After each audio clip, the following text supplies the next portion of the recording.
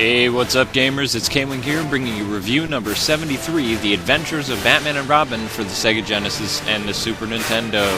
This is also marks episode 5 of Batman Month. This is another co-op review, and I'm here today with my lovely wife yet again. Hi everyone, great to be here. Love the animated series, and of course, love Batman and Robin.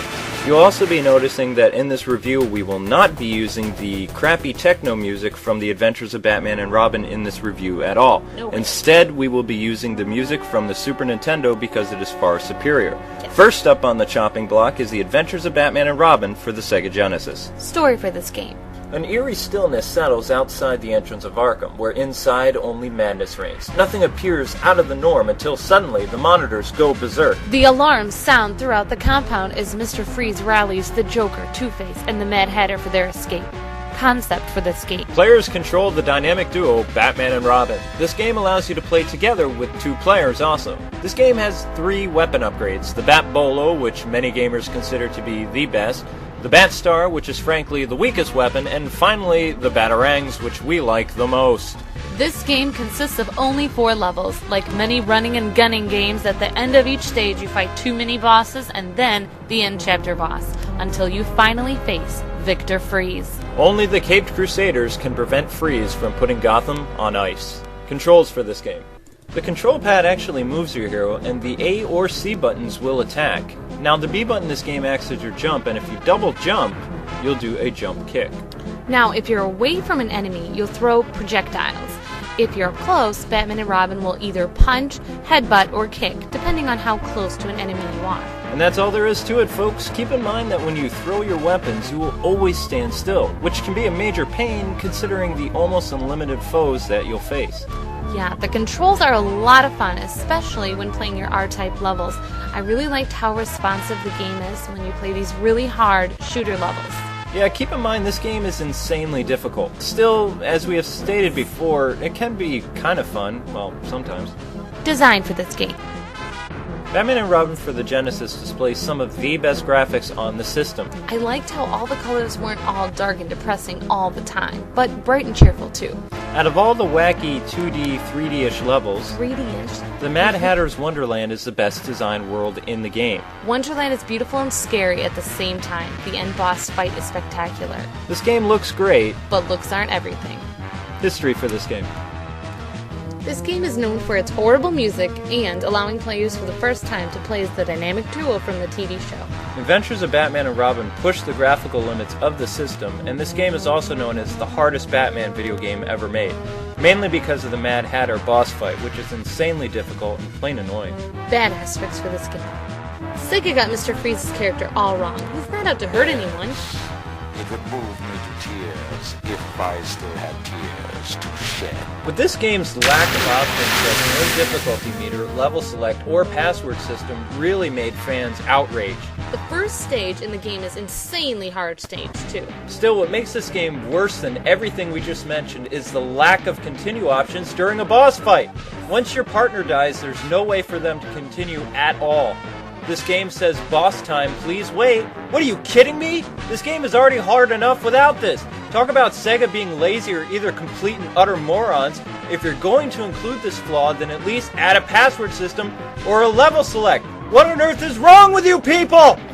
Honey, calm down. Remember your ulcer. In all my 2 decades of gaming, this is one of the worst memories and Sega's worst game ever!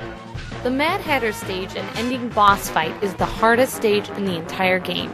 We agree with gamers, critics, and reviewers on this too. Yet Two-Face and Mr. Freeze's stages are pretty easy. Good aspects for this game.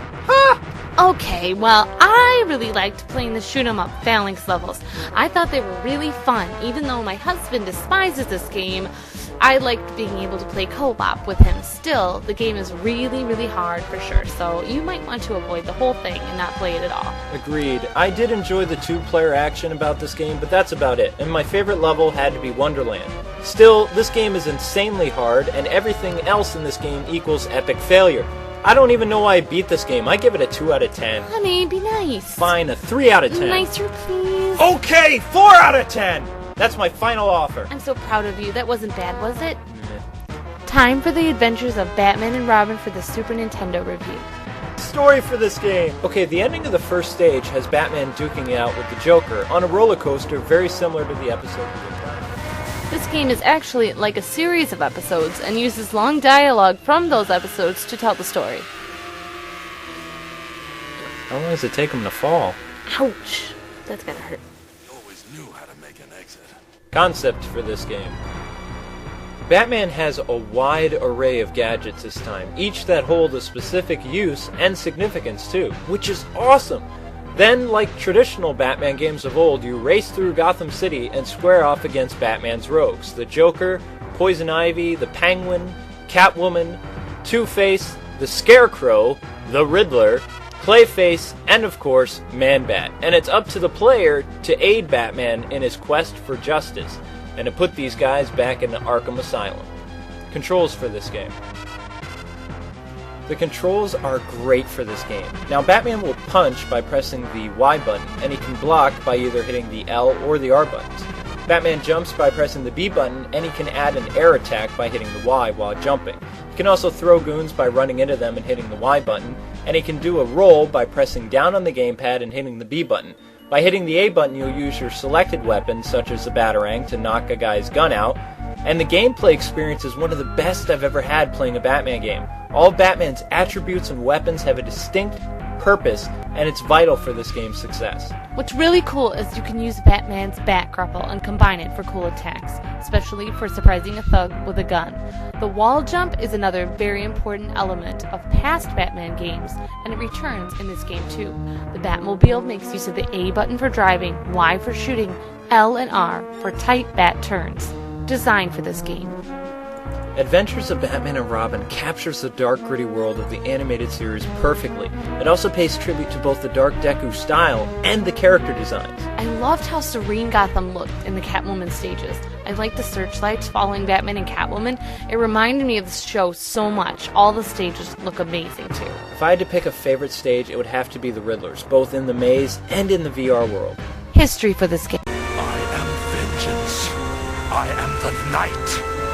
I am Batman! This game was supposed to release in the fall of '94 under the title of the animated series, much like their Game Boy game, but with new features, weapons, and a plot gearing around the '93 movie Mask of the Phantasm. That's why you fight Joker with a jetpack, right? Exactly. However, in the fall of '94, the show was renamed and moved to Saturday mornings to appeal more to kids by Fox. This show was called Adventures of Batman and Robin, even though the show was still very dark, but Robin would appear in every episode now. So the game had to be delayed until Christmas of '94 and renamed The Adventures of Batman and Robin. Bet you guys didn't know that. Time for the bad aspect. Trouble in transit. Where do I begin? Well, Batman has had his share of great Batmobile or Batwing stages. This game, not so much. The controls aren't bad, but the top-down view is hideous, making this appear a lot harder than it is. Now, Robin does appear in this game, but only as a non-playable assist character, which is cool, but most people assume because Robin is in the game, he would be playable because it's Batman and Robin. So they hate this game without really knowing any of the facts. Still, it would have been nice to play as Robin in the episodes he appeared, especially the Riddler stages. Robin guided Batman through the maze and helped him solve the riddles too. He played a very important role in the Riddler's virtual reality world too. Now, in the Game Boy Batman animated series game, you took control of both Batman and Robin. But if you want to play as Robin, play the Genesis version. But why would you want to? Good aspect. This game pays homage to the best Batman ever, Batman the Animated Series. What I liked about this game is how the stages open, much like the opening of my favorite episodes. Loved that. Batman the Animated Series game has a lot of options for the player too, like 3 difficulty settings, customizable controls, and a password system that never fails. Now don't forget about the awesome music in this game either.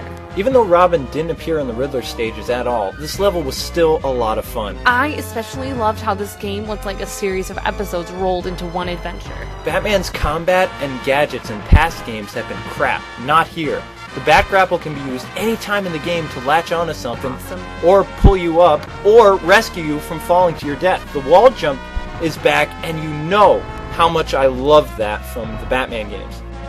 Here, you're going to see the gas mask in action and explosives. All the weapons, again, have a purpose. What makes this game so amazing and accurate is the Batarang's use, because when it hits the guy, he actually drops the gun. There are so many reasons why this is the best Batman game ever. So we give it a 10 out of 10. Call you Batman for nothing. This game got everything right about Batman. It's not even funny. The next review is Batman Vengeance. That does it for us. God bless and happy gaming. Thank you so much for watching, and please subscribe.